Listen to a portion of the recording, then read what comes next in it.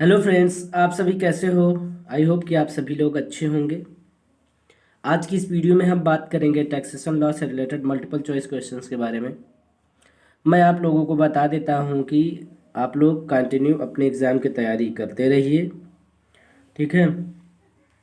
और scheme university का काम है, स्कीम तो देगी ही, ठीक है।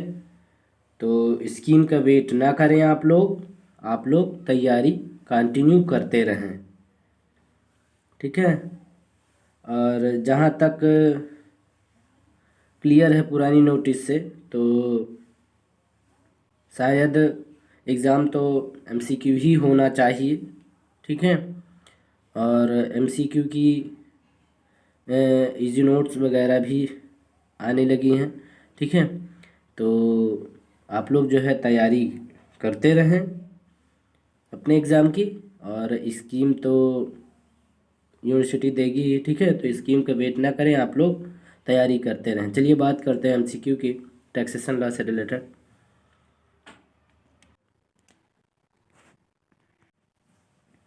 पहला क्वेश्चन क्या कहता है कि आयकर अधिनियम 1961 की किस धारा में, धारा पूछी गई है कि किस धारा में गत वर्ष को परिभाषित किया गया है। तो आपको याद रखना है, धारा 3 में जो है गत वर्ष को परिभाषित किया गया है। धारा 3 में बी ऑप्शन सही होगा आपका। क्वेश्चन नंबर दूसरा क्या कहता है, कर निर्धारण वर्ष को निम्न में से किस वर्ष की संज्ञा दी जाती है, ठीक है। तो याद रखिएगा, आयकर वर्ष मतलब सी ऑप्शन सही होगा आपका, ठीक है। आयकर वर्ष की संज्ञा दी जाती है। इंपॉर्टेंट क्वेश्चन है। क्वेश्चन नंबर तीसरा क्या कहता है कि आयकर अधिनियम 1961 की धारा 2(9) में निम्नलिखित में से किसे परिभाषित किया गया है। तो याद रखिएगा आप लोग, निर्धारण वर्ष को परिभाषित किया गया है। किसे परिभाषित किया गया है? निर्धारण वर्ष को परिभाषित किया गया है। ए ऑप्शन सही होगा आपका। क्वेश्चन नंबर चौथा क्या कहता है, क्वेश्चन नंबर 5 क्या कहता है कि आयकर अधिनियम 1961 के अनुसार, आयकर अधिनियम 1961 के अनुसार दिए गए विकल्पों में प्रत्यक्ष कर का गुण कौन सा है। तो याद रखिएगा, समानता, लोचकता और मितव्ययिता, ये सभी जो है मतलब डी ऑप्शन सही होगा आपका, ठीक है। आयकर अधिनियम 1961 के अनुसार प्रत्यक्ष कर का गुण जो है वो इन सभी में है, ठीक है। तो डी ऑप्शन सही होगा, ये सभी। क्वेश्चन नंबर 6 क्या कहता है, क्वेश्चन नंबर 6 कहता है कि आयकर अधिनियम 1961 की धारा 231 में व्यक्ति शब्द से ऐसा व्यक्ति अभिप्रेत है जो कर अदायगी के लिए दायित्वाधीन है। इस धारा के प्रयोजन के लिए व्यक्ति शब्द में निम्नलिखित में क्या शामिल है। तो आपको बताना है कि क्या शामिल है। तो याद रखिएगा, व्यक्ति विशेष, हिंदू अविभाजित परिवार और कंपनी या फिर फर्म, ठीक है। तो ये सभी मतलब डी ऑप्शन सही होगा आपका यहाँ पर, ठीक है। ये सभी जो है, ठीक है, इसमें शामिल है। मतलब धारा 231 में व्यक्ति शब्द से जो व्यक्ति अभिप्रेत है, ठीक है। तो जो कर अदायगी के लिए दायित्वाधीन है, इस धारा के प्रयोजन के लिए व्यक्ति शब्द में निम्नलिखित क्या शामिल है। तो भैया ये सभी जो है इस धारा के अंतर्गत शामिल हैं। इस प्रयोजन के लिए व्यक्ति शब्द में ये सारी चीज़ें जो है शामिल हैं, मतलब कंपनी या फर्म, हिंदू अविभाजित परिवार या फिर व्यक्ति विशेष, ठीक है।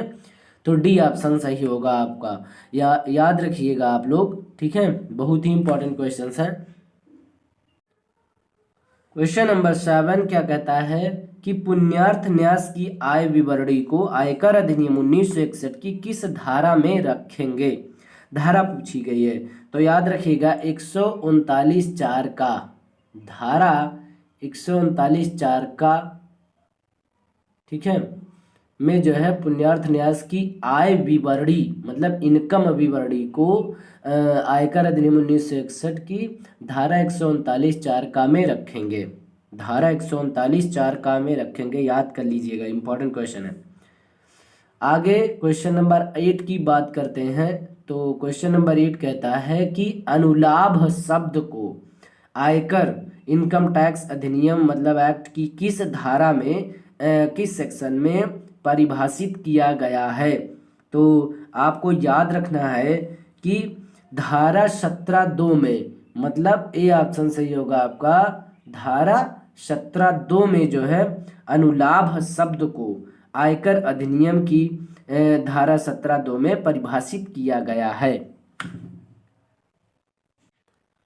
क्वेश्चन नंबर 9 क्या कहता है कि आयकर अधिनियम 1961 की किस धारा के अनुसार, धारा पूछी गई है कि सट्टे के व्यापार से प्राप्त आय भी जो है कराधेय होती है। तो आपको याद रखना है कि धारा 28 स्पष्टीकरण 2 में, ठीक है, सी ऑप्शन सही होगा आपका। धारा 28 की स्पष्टीकरण 2 में जो है ये बताया गया है कि आयकर अधिनियम 1961 की के अनुसार जो है धारा 28 स्पष्टीकरण 2 के अनुसार सट्टे के व्यापार से प्राप्त आय भी जो है वो कराधेय होती है। क्वेश्चन नंबर 10 क्या कहता है, क्वेश्चन नंबर 10 की बात करते हैं। क्वेश्चन नंबर 10 क्या कहता है कि आयकर की छूट किस धारा के अनुसार परिभाषित की गई है। तो याद रखिएगा धारा 87(a), धारा 87(a) के अनुसार परिभाषित किया गया है आयकर की छूट के लिए, ठीक है। तो धारा 87(a) याद रखिएगा, आयकर की छूट में जो है आयकर की छूट के लिए जो है धारा 87(a) में परिभाषित किया गया है, याद रखिएगा। क्वेश्चन नंबर 11 क्या कहता है कि आयकर अधिनियम, ठीक है, आयकर अधिनियम 1961 की धारा 2 अंगा में निम्न में से किसे परिभाषित किया गया है। तो याद रखिएगा शुद्ध धन को, किसको परिभाषित किया गया है, शुद्ध धन को परिभाषित किया गया है। क्वेश्चन नंबर 11 में इंपॉर्टेंट क्वेश्चन है।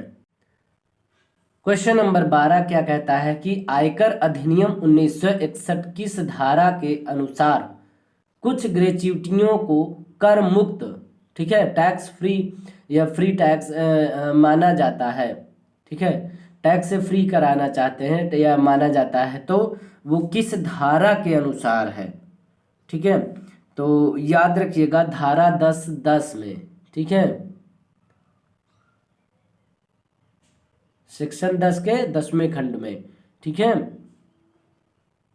के अनुसार जो है कुछ ग्रेच्युटियों को कर मुक्त माना जाता है। याद रखिएगा, इंपॉर्टेंट है क्वेश्चंस, धाराएं आपको याद रखनी होंगी।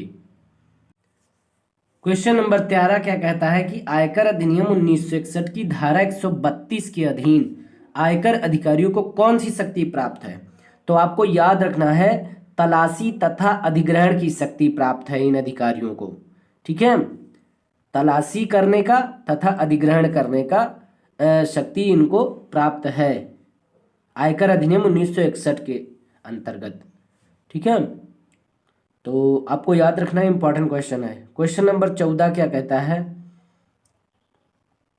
क्वेश्चन नंबर 14 कहता है पूंजीगत संपत्ति को आयकर अधिनियम की किस धारा में परिभाषित किया गया है। तो भैया धारा 214 में परिभाषित किया गया है, याद रखिएगा, इंपॉर्टेंट क्वेश्चंस है, ठीक है। वीडियो अच्छी लगी हो तो आप लोग लाइक करिए वीडियो को और अपने फ्रेंड्स के बीच ज़्यादा से ज़्यादा वीडियो को शेयर करें, आपके साथ साथ आपके फ्रेंड्स लोग भी MCQ की अच्छे से तैयारी कर सकें।